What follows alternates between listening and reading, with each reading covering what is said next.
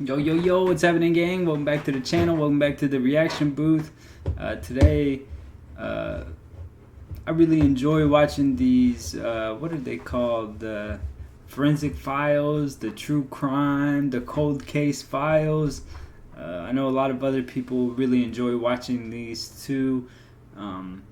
This one is after 22 years, one fingerprint leads police to a killer. DNA's a son of a... Buckeye District of Phoenix, Arizona. 2:15 a.m. in the Buckeye District of Phoenix, Arizona. Neon fractures the night. His voice is so iconic. Dealers crowd darkened doorways, and pimps push their product onto street corners. In the heart of Buckeye sits the Travelodge Motel, an easy mark for every punk and grifter who floats by. You could tell by the name. 2:40 a.m. Two men approach the lodge. The pair is buzzed in and approaches the front desk. From a back room, the lodge's owner, 66-year-old Dale Sechrist, emerges. One of the men lays a .22 revolver across the counter and directs Sechrist to the hotel safe. Sechrist opens it and reaches in for the money, but comes out with a loaded .38. Less than 10 feet apart, Sechrist and the would-be robbers exchange gunfire. A .22 slug finds the lobby's back wall. Step into Wix Studio and handle every part of your build from one platform. Crazy world. Map out your project with an AI-powered visual sitemap. A second, a .22 slug finds the lobby's back wall. A second hits Dale Sechrist in the chest. An hour later, Dale Sechrist is... Dang, bro. Some people sometimes get shot up a dozen times and survive. Poor Dale got hit once in the chest. Probably closer to the center of the chest where the heart's at. But damn, once in the chest and my boy Daryl's out of here. dead. 5 a.m. Dead. Homicide detectives arrive at the Travelodge and start to process the scene. The walls are littered with slugs. The floor covered in shell casings and blood. A trail found near the front door tells police Dale Sechrist hit one of the would-be robbers before he died. This smear on a pole outside indicates the bullet wound was probably high up, near the face or neck. Whatchamacallit, DNA, baby. In the days before DNA, nothing further can be gleaned from the blood. Detectives then turn their attention to fingerprints. The lobby is full of them, pulled off doorknobs. So many different people come in and out of the hotel, the lobby. You could justify, your attorney could justify your fingerprint being there. You know, fingerprints at a hotel ain't nothing. Countertops and walls. In 1974, the process is done by hand. In 8 hours of work, an examiner can compare a single lift against about 100 print cards. The chances of finding a match, slim and none. In the case of Dale Sechrist, no match is found. Over time, the investigation into his death suffers the same fate. Fewer print cards are examined. Promising leads are run down and out. The case of Dale Sechrist's attempted robbery and murder goes cold. 22 years later, someone's about to get napped. October 1995. The city of Phoenix, as well as its police department, has grown. Inside the homicide squad, however, Ed Reynolds' office is typical. Not much larger than a broom closet.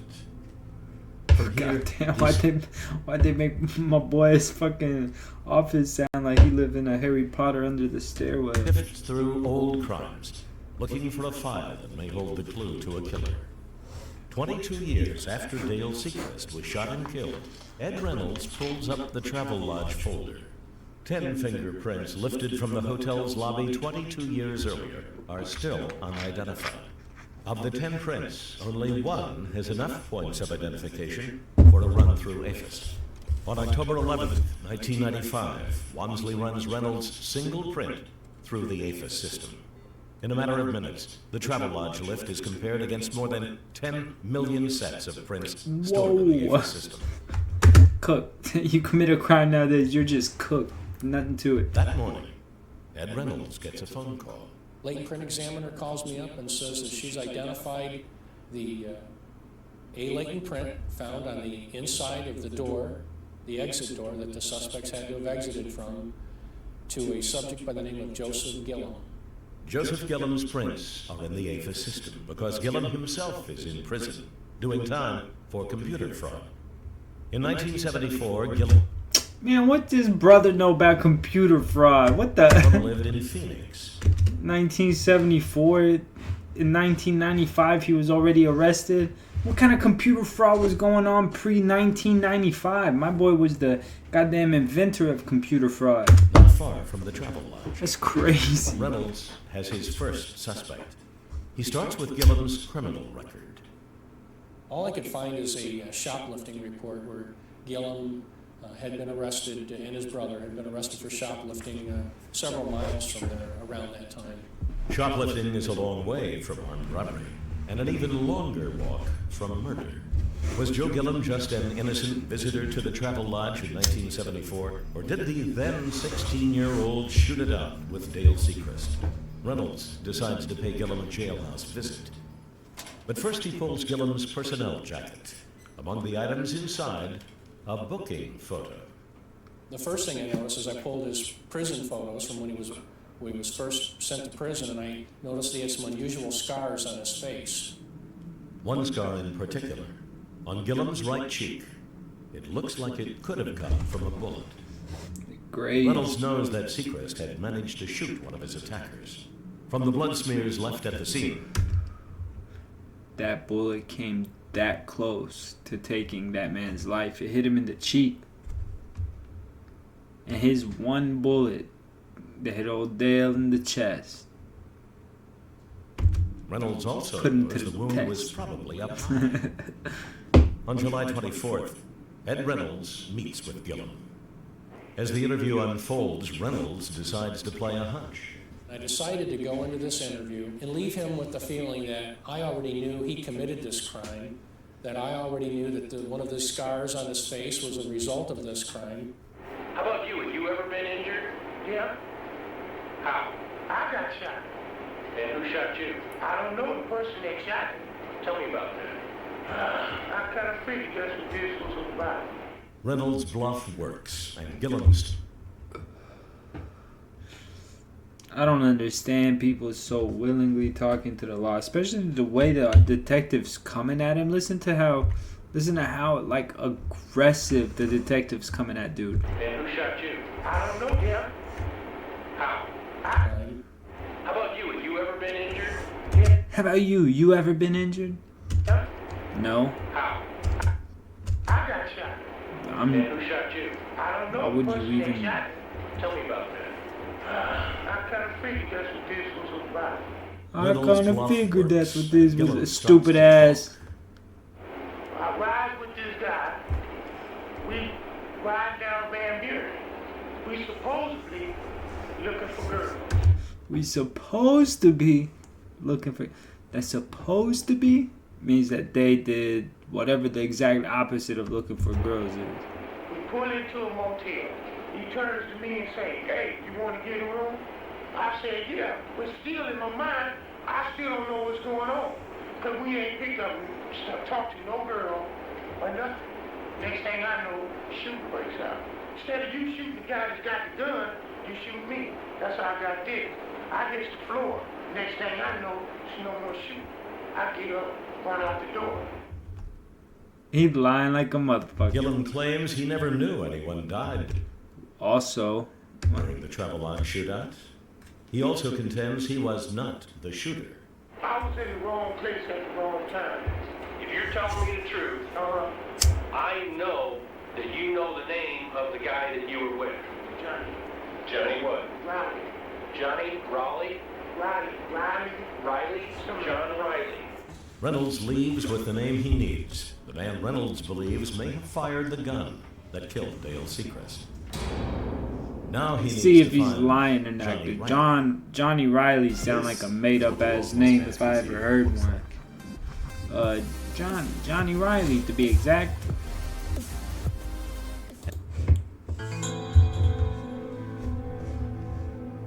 Ed Reynolds starts his search for Johnny Riley in the criminal records archives of the Phoenix Police Department. And finds out it's not a There real he person. finds Riley's misspent youth, a string of convictions for strong-arm theft and robbery.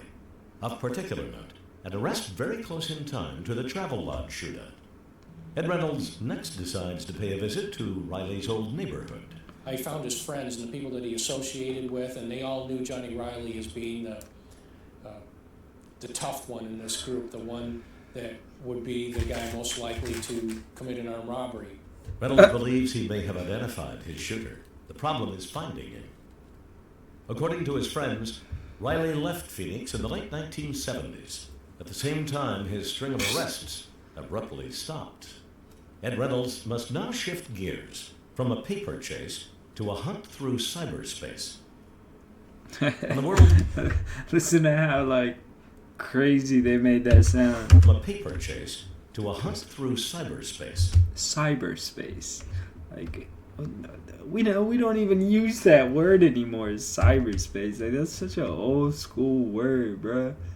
Like they probably, that's crazy.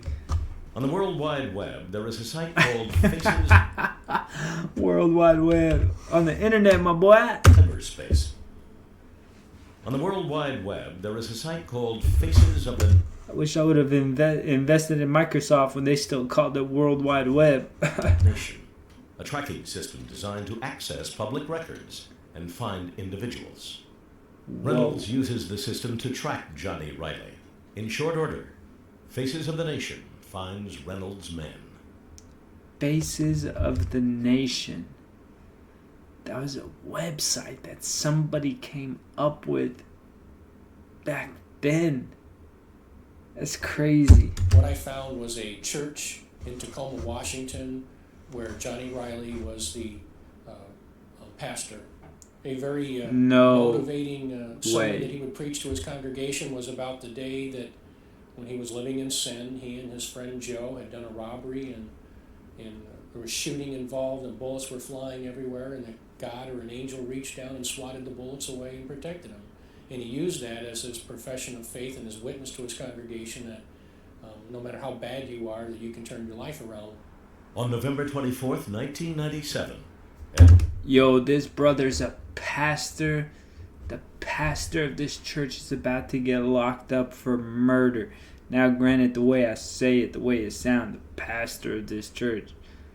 And this was a pretty bad dude. I mean, he could have turned his life around. He could be a legit 20-time better person than me, but I doubt it. That you can turn your life around. On November 24th, 1997, Ed Reynolds sits down with Johnny Riley. And there's a story that some, I guess you call them parishioners, would tell about your testimony or your witness to your congregation about a robbery that you and this young man did back in Phoenix when you were in trouble and before you had Jesus. Riley admits that he and Joe Gillum attempted to rob the Travelodge. Then comes the key question. Who had the gun? I think he handed me the gun. He had the gun, he gave me the gun. I think I had the gun. What kind of gun did you have? I think we had a 22. Johnny Riley has no idea that this is a murder investigation. How does Johnny Riley not know at all this is a murder investigation? He lived nearby the joint. He would know. Ran from that crime scene 25 years ago. He didn't think he had shot anybody. He didn't think anybody was hit with a bullet, much less went down and died. The day after this interview, cold case detective Ed Reynolds officially informs Riley of Dale Sechrist's death and arrests him for murder. A murder Riley confessed to without ever realizing he had killed anyone. Hello, you've reached the Arizona State Prison Complex. Dang. Bro, that's why you just shut up and don't say nothing. It's in Yuma. Johnny Riley now resides here in Yuma State Prison, where he is serving 10 years for second-degree murder. Joe Gillum received... Oh, that's not bad. I bet you because so much time had passed, and the fact that he showed that he was a good person after the fact, they only gave him 10 years. Dissimilar sentence for manslaughter, and does his time across state. I think one of the last things he told me in the last interview I had with him was that if he had known 25 years earlier that he had killed that man, that he would have turned himself in 25 years ago. Yep, well, that's a good lie. Man, I hope y'all enjoyed that video. I really do enjoy making these videos. If you guys, like I said, enjoyed the video, give it a thumbs up. Consider subscribing. It would mean a lot. If you're here at the end of this video and watching this part of the video, go ahead, do me a favor, subscribe. We're going to make more videos like this, and the channel's going to grow. It's going to get better. I got some padding coming in for the wall behind me, so I'm going to really enjoy making it a better scene for you all in the background and all that as well. But deuces, and we'll catch you guys in the next one. I appreciate it.